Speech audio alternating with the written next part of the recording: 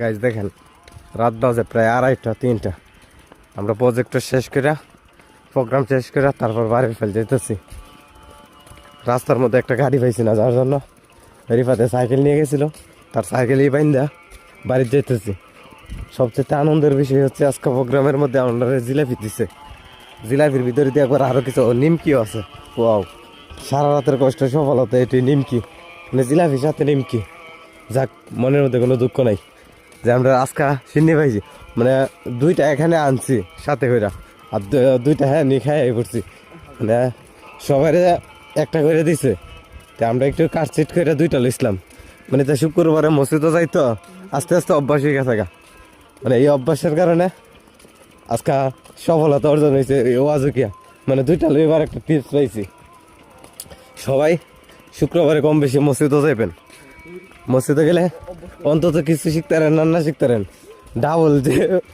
Double মিষ্টি লাগার যে একটা টেকনিক, এটা আপনারা অবশ্যই শিখতে পারবেন।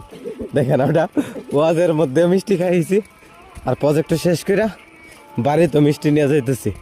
দেখেন রাস্তার মধ্যে কোনো মানুষ নেই, শুধু আমরা 2জন।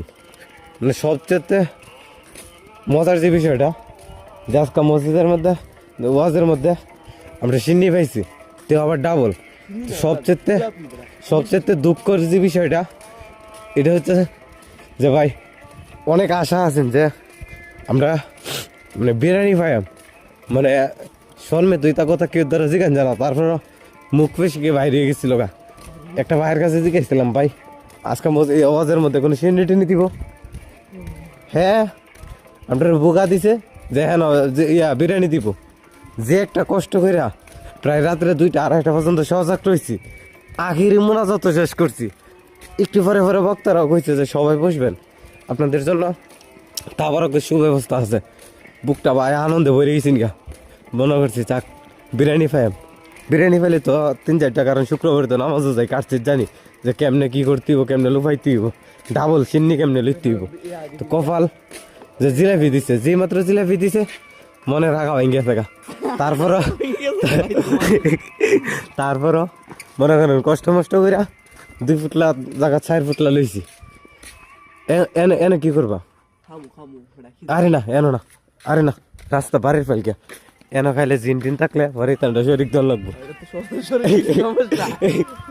জিন টিনের শরিক দিত তাও না, কারণ এটা আমরা সফলতার কোন কঠিন কষ্টের সফলতার ফল এটা। গাছ দেখেন সব বন্ধ, দোকানপাট সব বন্ধ। মনে করছিলাম দোকানে বইয়া 1 কাপ চা খাই যাই। এটা